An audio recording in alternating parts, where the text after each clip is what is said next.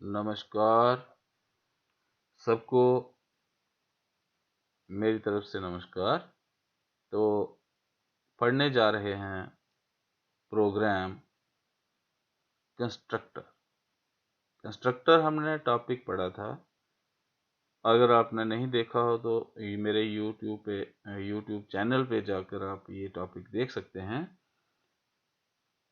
Programme हम वहाँ से छोड़ बैठे थे, मॉड्यूल लंबा हो गया था। हम मॉड्यूल लंबा नहीं करते हैं, जितना ब्रेन में बैठ पाता है उतना ही एक कंटेंट रखते हैं। कंटेंट्स को चंक्स में बांट देते हैं। तो पढ़ते हैं आज इस मॉड्यूल में कंस्ट्रक्टर का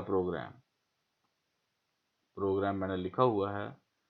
अगर आपको सबसे पहले थोड़ा सा इंट्रोड्यूस करवाऊं प्रोग्राम से, तो इस तरह से प्रोग्राम चल रहा है। Hash include iostream dot H पता है आपको। कार्नियो डाटा एच क्या करती है ये भी पता है। Studio dot H STDIO standard input output get set use करेंगे, उसके लिए इसको यूज किया है, यहाँ पे इंक्लूड किया है। क्लास का नाम हमने रखा है स्टू। इसके अंदर डाटा मेंबर्स लिए हैं दो। एक लिया है इंट रोल नंबर, दूसरा लिया है int S class. S class mean student class. आपको पता है जो वेरिएबल का नाम है that should be related to its working. Next is public section. Public section के अंदर ये देखो टू। तो अब हमने पढ़ा है कि जो नाम है कंस्ट्रक्टर का that is always the name of the class. तो क्लास का नाम क्या था? स्टू। इसलिए कंस्ट्रक्टर का नाम भी हो गया स्टू। पता कैसे चल रहा है कंस्ट्रक्टर है? Because we are writing the name of the class and it is followed by pair of parentheses, whether these are empty or it is carrying something। तो ये स्टू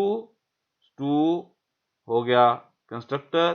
कंस्ट्रक्टर कर क्या रहा है देखिए, ओपनिंग कर ली। इसकी डेफिनेशन ये बताती है कि जो डाटा मेंबर्स थे दो रोल नंबर और एस क्लास, उनको इनिशियल वैल्यूज दे रहा है। It is default constructor because it is without arguments.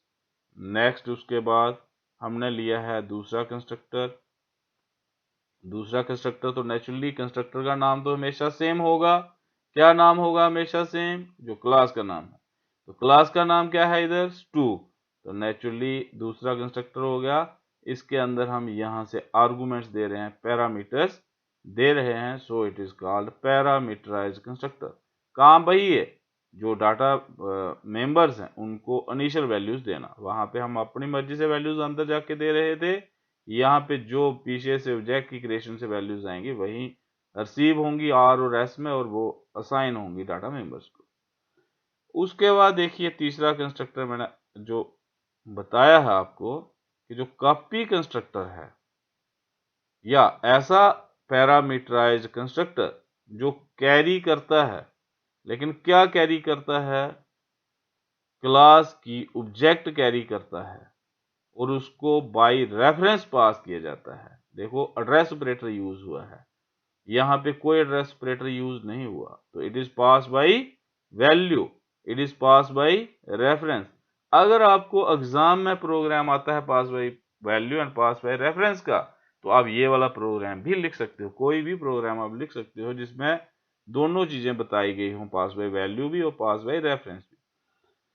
उसके बाद यहाँ पे हो क्या रहा है? Roll number is equal to S dot roll number, यानी कि जो ये वाली ऑब्जेक्ट होगी नई, उसके रोल नंबर में कौन सी वैल्यू आएगी?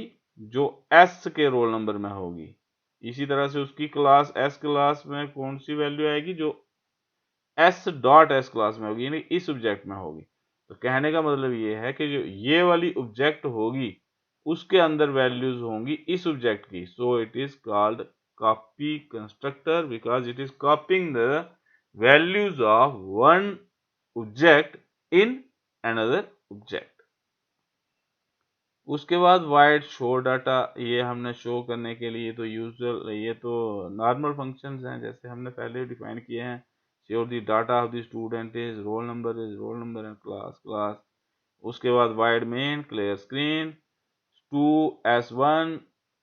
ये देखो ये क्लास का नाम लिखा, तो नेचुरली क्लास के नाम के बाद जब कोई नाम लिखा जाता है तो what is that? That is variable of that class, and variable of A class is called object. So there are three objects. We are going to create three objects. First one is S1, other one is S2, other one is S4. What see the difference? The object S1 is empty. That is, it is not followed by pair of parentheses. So really, it can call only to the default constructor, whereas it can call to the which constructor? Parameterized constructor, and it will call to the copy constructor. Why? Because the argument it has got is object of the same class, so it will call only to the copy constructor.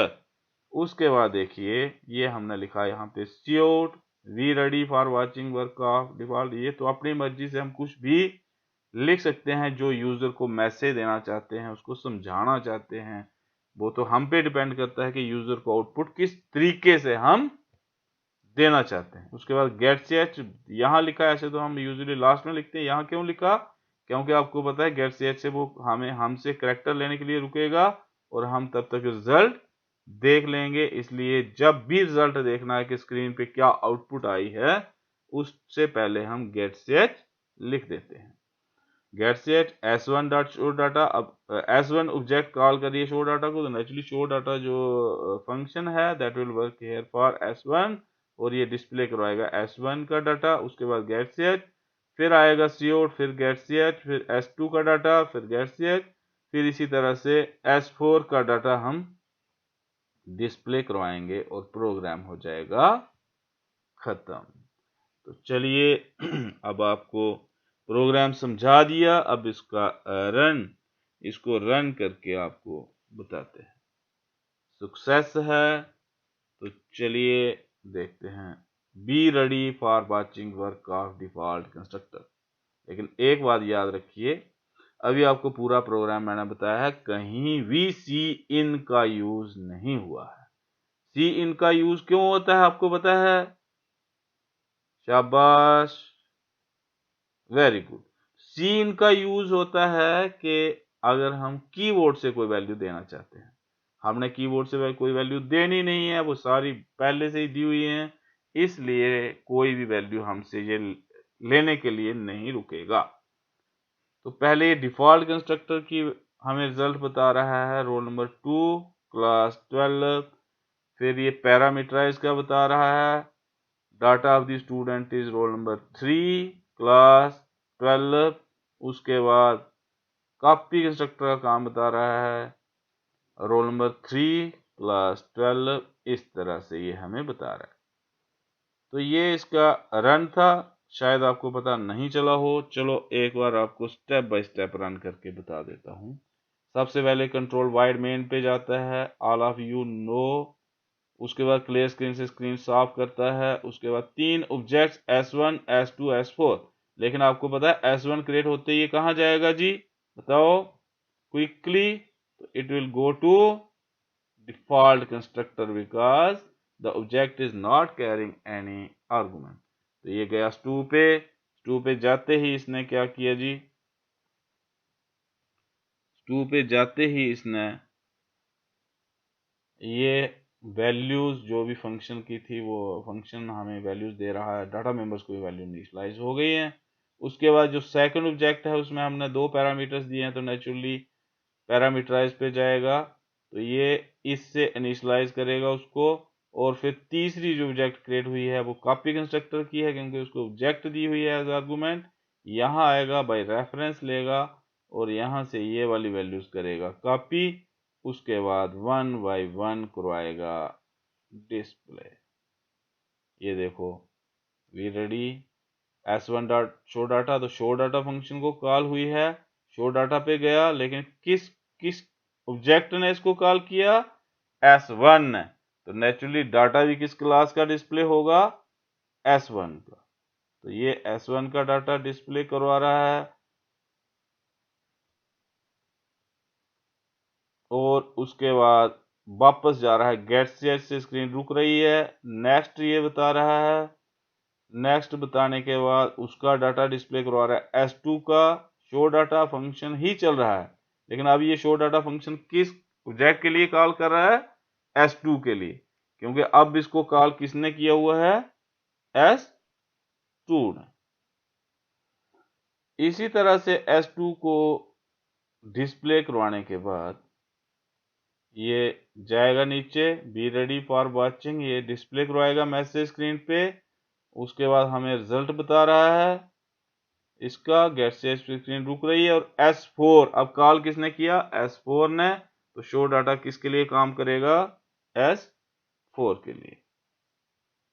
तो ये देखिए step by step आपको बताया जा रहा है कैसे program run होता है, कैसे कंपाइलर काम करता है। तो इस तरह से गेट से, तो ये लास्ट स्टेटमेंट थी, हम दोबारा से रिजल्ट देख रहे हैं और प्रोग्राम खत्म। तो इस तरह से चलता है प्रोग्राम। तो थैंक्स ए लॉट। मेरे ख्याल में प्रोग्राम समझ आ गया होगा, नहीं समझ आया होगा तो आप दोबारा से देख सकते हैं या फिर मेरे फ़ोन नंबर पे मुझे कॉल कर सकते हैं 9419375400। ओके, लिखा हुआ है, लास्ट में लिखा रहता है। तो इसके साथ थैंक यू।